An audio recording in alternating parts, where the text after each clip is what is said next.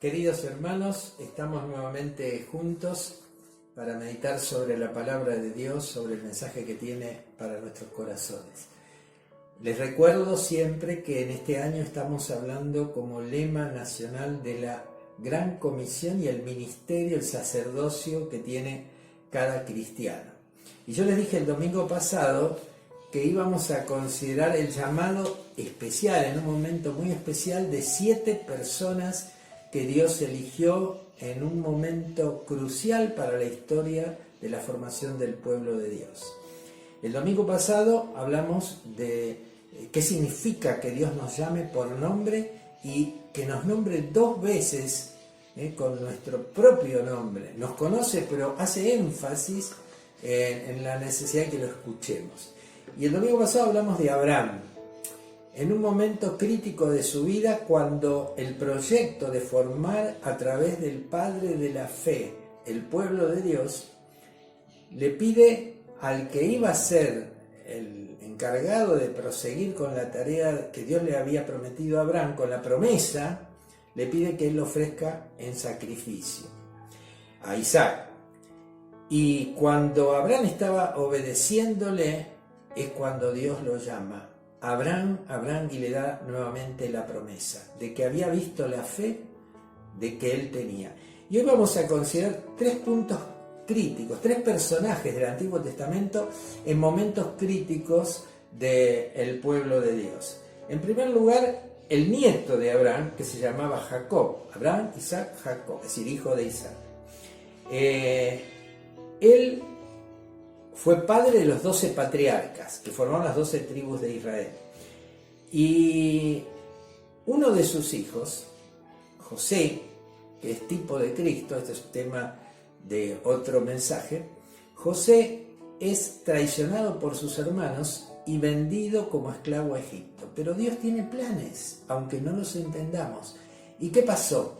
José, después de una serie de avatares, de circunstancias difíciles en su vida, llega a ser el hombre más poderoso de la tierra en ese momento, porque llega a ser el segundo después de Faraón, que era la potencia dominante en esos tiempos. Y Faraón delega en él todo el poder, así que prácticamente el que hacía y deshacía era José.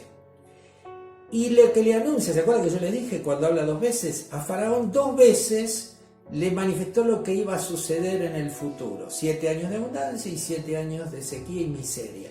Entonces fue donde Dios hizo que Faraón considerara a José y lo nombró en el cargo que decíamos recién. Pero el hambre era por todo el mundo conocido, y Jacob y los 10 hijos, los 11 hijos que tenía, porque José ya no estaba y él pensaba que estaba muerto, Jacob y su familia estaban en Palestina y el hambre había llegado también ahí, a todo lo que, hasta donde sabemos, a todo el mundo conocido. La sequía era generalizada, había pasado 2 años de sequía. Entonces Jacob manda a sus hijos para buscar alimento. ¿A dónde? A Egipto, donde Dios le había revelado a José cómo atesorar para que no hubiera hambre en los 7 años de sequía. Bueno, van una primera vez, hay una serie de problemas, vuelven a la casa pero sin uno de los hermanos. Entonces el padre se pone mal, dice: mira, papá, para que nos devuelva a nuestro hermano tenemos que llevar a Benjamín, que era hermano de sangre de José, de padre y madre. Y José dice, Jacob dice: no voy a perder otro hijo. José ya lo perdí, no voy a perder ahora de mi amada Raquel a mi hijo Benjamín. Pasó 1 año, lo que habían traído de Egipto se consumió y volvieron a tener hambre. Y ante esas circunstancias Jacob tiene que ceder y sus hijos van por segunda vez a Egipto a buscar alimento. ¿Qué pasó? Bueno, allí hay otra serie de circunstancias, yo les recomiendo que lo lean, capítulo 42 y 43 de Génesis, pero José se da a conocer a sus hermanos y allí se produce la reconciliación. Los hermanos aterrorizados, pero José le dice: ustedes pensaron mal, y en otras circunstancias también se lo va a decir después de la muerte de Jacob, pero Dios obró y usó esto para bien. Y Dios tiene planes, hermanos, aunque no los entendamos. Ahora lo que estamos pasando, muchos hermanos dicen: ¿por qué? Y yo le digo: no, hermanos, ¿para qué? ¿Qué nos está enseñando Dios en el tiempo de prueba, el tiempo de crisis? Bueno, van a Jacob, José los manda y dice: traigan a mi padre que está allí en Palestina, porque quiero que todos estén aquí en Egipto. Los voy a poner en una tierra donde va a haber abundancia de comida para papá, para los hermanos y también para toda la familia y para todo el ganado que tenían, ovejas, bueyes. Entonces pasa esto que vamos a leer. Miren, en Génesis 45 vamos a leer en esta parte de la historia, versículo 25. Dice, y subieron de Egipto y llegaron a la tierra de Canaán, es decir, volvieron a su tierra donde estaba Jacob, a Jacob su padre, y le dieron las nuevas diciendo, papá, José vive, gloria a Dios, y es señor de toda la tierra de Egipto. Y el corazón de Jacob, miren qué pasó, se afligió porque no les creía, ya le habían mentido una vez, ahora le vuelven a decir esto, después de tantos años. José estaba vivo y Jacob no le creía, por eso se afligió su espíritu. Entonces dijo Jacob, que era Israel, basta. Bueno, si José, mi hijo, vive todavía, iré y le veré antes que yo me muera. Y ahora en el 46, versículo 1, dice, salió Israel con todo lo que tenía y vino a Beerseba. ¿Y qué hizo Jacob antes de salir para Egipto, ya cuando estaba dejando Palestina? Ofreció sacrificios al Dios de su padre Isaac. Y habló Dios a Israel en visiones de noche y dijo, Jacob, Jacob, 2 veces lo llama y por su nombre. Él, acuérdense que estaba afligido y estaba también expectante por lo que iba a pasar. Y Dios le habla. En el momento difícil de nuestra vida, Dios siempre está presente. ¿Y qué respondió Jacob? Heme aquí. Y dijo, yo, le dice la voz, yo soy Dios, el Dios de tu padre, de Isaac y también de Abraham. No temas en descender a Egipto, porque allí yo haré de ti una gran nación. Y yo descenderé contigo a Egipto y también te haré volver, y la mano de tu hijo José, el que vos creías muerto, va a cerrar tus ojos. Fíjense ustedes qué notable, en un momento trascendental para la historia de la formación del pueblo de Dios, porque aquí comienza. 70 personas, Jacob, sus hijos, las esposas de sus hijos, todos eran 70 personas, con todo lo que tenían, fueron a Egipto. Y usted dice, ¿por qué? Porque Dios se lo había dicho a Abraham. Hermanos, Dios no deja ningún hilo suelto, todo está bajo su control. Que más de 400 años iban a estar en Egipto. ¿Pero por qué? Porque Dios allí los estaba formando como su pueblo. Estaban aprendiendo a ser su pueblo. Estaban aprendiendo, y esto va a culminar con el pasaje que vamos a leer en el segundo personaje de hoy. Él aquí da inicio a la formación del pueblo. Por eso le decía que Dios llama 2 veces con su propio nombre en los momentos más importantes de la vida de la persona. Este creo que fue el momento más importante de la vida de José, de Jacob. ¿Por qué? Porque Jacob estaba creyendo que José estaba muerto, que su hijo había muerto. Jacob estaba con duda, voy a ir a Egipto y allá qué voy a hacer. Pero salió como Abraham en su momento, su abuelo Abraham, sin saber realmente todo lo que le esperaba, pero confiando, porque Dios le había dicho, Jacob, Jacob, yo soy el Dios de tu padre, no temas en ir a Egipto, porque haré de ti una nación grande. Hermanos, Jacob está en las manos de Dios, y Dios está con él. ¿Pero qué hizo Jacob antes de que Dios le hablara? Le adoró a Dios. Y esto nos enseña la experiencia de Jacob. Vos vas a recibir el llamado de Dios cuando estés en comunión con Él. El domingo pasado yo le decía, la comunión íntima es la que nos permite conocer su voluntad, la comunión con el Señor. Y Dios por eso le llama Jacob, Jacob, pero me llama la atención la respuesta. ¿Qué dice Él? Heme aquí. ¿Qué vas a decir vos en esta mañana? ¿Le vas a decir así al Señor cuando te llame? Quizás te llama 2 veces por tu nombre. María, María, Juan, Juan. Ricardo, no sé cómo te va a llamar, pero lo importante es la respuesta. Heme aquí, envíame a mí, dijo Isaías, ¿cierto? Bueno, el segundo personaje que quería que viéramos esta mañana es Moisés. Moisés en Éxodo nos habla de que fue un bebé salvado milagrosamente. Fíjense, ¿no? El diablo siempre odia a los niños. Herodes después, con Jesús. acá Faraón mandó matar a todos los niños varones. Pero Moisés, nos dice el libro de Éxodo, al principio fue salvado de las aguas, puesto en un canastillo de mimbre, por eso se llaman Moisés, y eso lo ponen a los bebés. Y Dios lo preparó, lo rescató, la hija de Faraón lo encontró, lo llevó al palacio del Faraón, seguramente se educó en los mejores colegios, las mejores universidades, se preparó para ser el gobernante de la nación más poderosa de la tierra. Tenía todo lo mejor. Y fíjense cómo hace Dios, ¿no? Qué maravilloso. Él elige a la persona y la prepara con lo mejor. Dios no te da lo bueno, te da lo mejor, que es más que lo bueno. Por eso lo llevó allí. Y tuvo 40 años de excelente educación. ¿Pero qué pasó? Hubo un problema allí, que no lo vamos a considerar ahora. Pero tuvo que huir de Egipto. ¿Y a dónde fue Moisés? ¿A dónde fue huyendo de los egipcios? Fue al desierto, que fue el escenario del Éxodo, donde él iba a llevar al pueblo por 40 años. Y allí aprendió la lección de humillación, de humildad. Hermano, Dios no te va a hablar si primero no te preparas, si no estás en comunión con Él, y si no te humillas bajo la poderosa mano de Dios. 40 años de excelente educación, 40 años de educación en el desierto, en la humildad, en la humillación, en el cuidar ovejas, que se acuerdan que los egipcios no querían saber nada con los pastores de ovejas. ¿Y dónde va Moisés? A estudiar en la escuela de la humillación en el desierto. Y también a conocer el terreno por el cual iba a llevar a su pueblo en el futuro. Y allí nos dice en el capítulo 3, los primeros versículos, que él tiene una visión. Acontece, 3, versículo 1.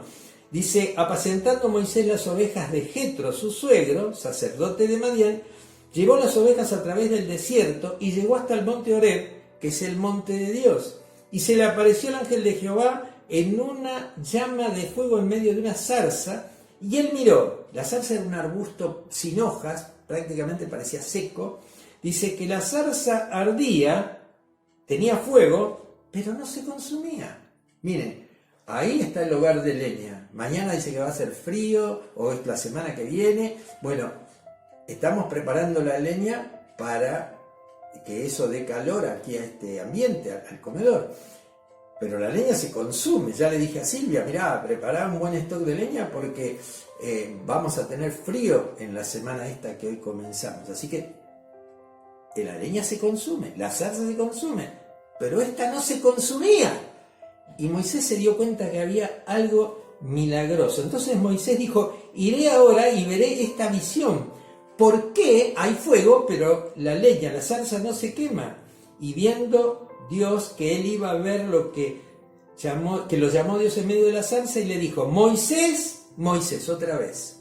Un doble llamado. Lo llama 2 veces por su nombre. ¿Quién lo llama si él estaba en medio del desierto? No había nadie. Sin embargo, Dios sí lo conocía. Dios te conoce a vos. Aunque estés ante millones de personas, Él sabe cómo te llamas, quién sos, y te llama por nombre. Moisés, Moisés. ¿Y qué le respondió? Lo mismo que Jacob. Heme aquí. Señor, acá estoy para escucharte. Y le dijo: no te acerques, quita el calzado de tus pies, porque el lugar donde estás, tierra santa es. Yo soy el Dios de tu padre, el Dios de Abraham, Dios de Isaac, Dios de Jacob. Y entonces Moisés cubrió su rostro y tuvo miedo de mirar a Dios. Y le dijo Dios: bien he visto la aflicción de mi pueblo que está en Egipto. He oído su clamor y he conocido sus angustias. Dios ve, Dios oye y Dios conoce lo que nos pasa. Y he descendido para librarnos. Eso te dice en esta mañana a vos también. He descendido para librarlos de manos de los que están afligiéndole. Y los voy a llevar a tierra buena, ancha, que fluye leche y miel. Hermanos, eso es lo que aprendemos del llamado de Moisés. Dios lo preparó, Dios lo llamó específicamente, lo llamó por nombre, le habla de la necesidad de ponerse en circunstancia. Él estaba pisando tierra santa. ¿Por qué tierra santa? Si era la tierra del desierto. Pero en ese lugar que estaba, lo que decíamos en la primera reunión de este año, la presencia de Dios. Busquemos su presencia. para recibir la gran comisión y cumplirla tenemos que estar en comunión con Él, en su presencia. Y la misión que le da es que vaya a sacar al pueblo y llevarlo a la tierra prometida. Es el comienzo, ahora que ya eran una población numerosa, el comienzo de lo que sería en el futuro la nación que iba su descendencia a cubrir toda la tierra. Y todavía no sabemos todo lo que va a venir, pero cuántas cosas vemos hoy cumplidas. Dios obrará, desciende, liberta y da, como hoy también nos da la libertad de la esclavitud del pecado. Solo Cristo salva. Hoy me mandaron un video de este muchacho Miguel, porque estábamos orando, que estaba muriéndose en terapia intensiva, 31 días en terapia intensiva. Y hoy me mandaron un video grabado por él, dándonos gracias a nosotros como iglesia por haber orado. ¿Se acuerdan que estaba predicando Gonzalo y Ana María mandó el mensaje de que oremos por Miguel Carrizo?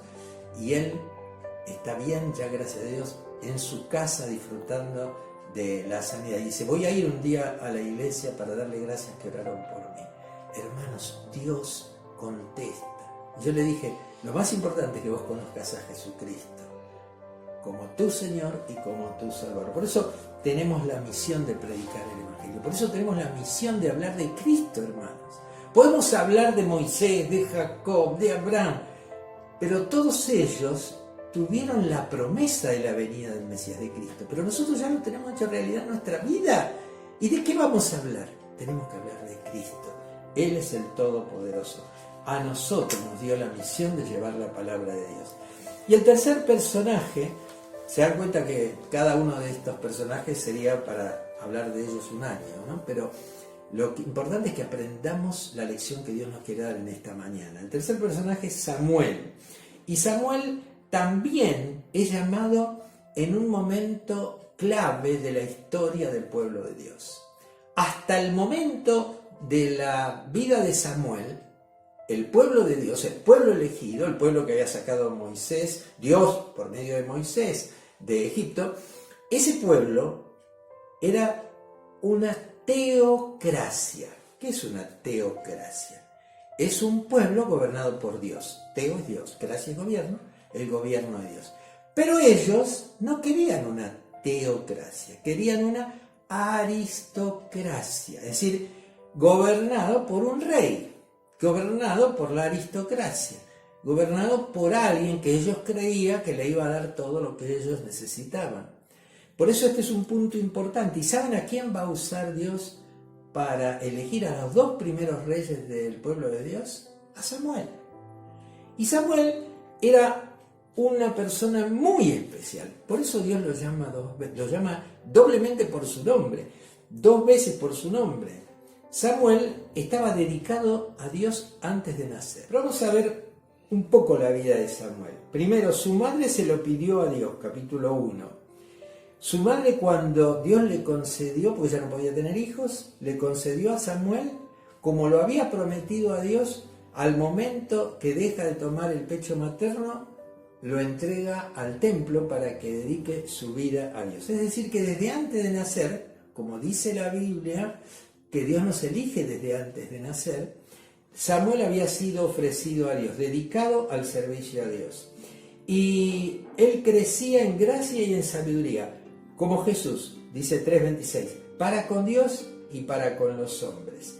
Él estaba sirviendo durante toda su vida en el templo, dedicado al templo. Y en el capítulo 3 nos habla de que Dios en 3 oportunidades lo llama por su nombre, Samuel. Y Samuel, pensando, era de noche, el sacerdote Elí estaba durmiendo, pensando que era el sumo sacerdote, va a Elí y dice, yo no te llamé. La segunda vez va nuevamente al sacerdote y él dice, no, yo no te... Y la tercera vez el sacerdote se dio cuenta, yo no te estoy llamando, la voz que escuchas es la voz de Dios.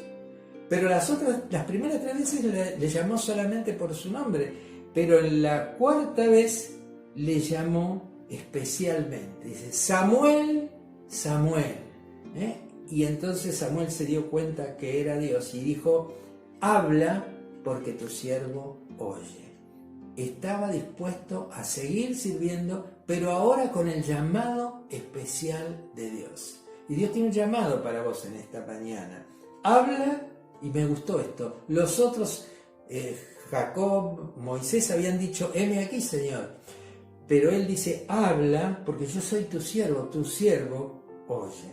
Y su fidelidad, fíjense ustedes, allí más adelante en la vida de Samuel, se muestra en que Dios estaba con él. Y Samuel guardaba la palabra, dice capítulo 3, 19, y Samuel creció y Jehová estaba con él y no dejó caer a tierra ninguna de sus palabras. Así en el primer libro de Samuel, capítulo 3, versículo 19. Y Jehová volvió a aparecerle en Silo, porque Jehová se manifestó a Samuel. Él guardaba todas las palabras de Dios, obedecía todo, y todos conocían su fidelidad, quién era Samuel y cómo él amaba a Dios.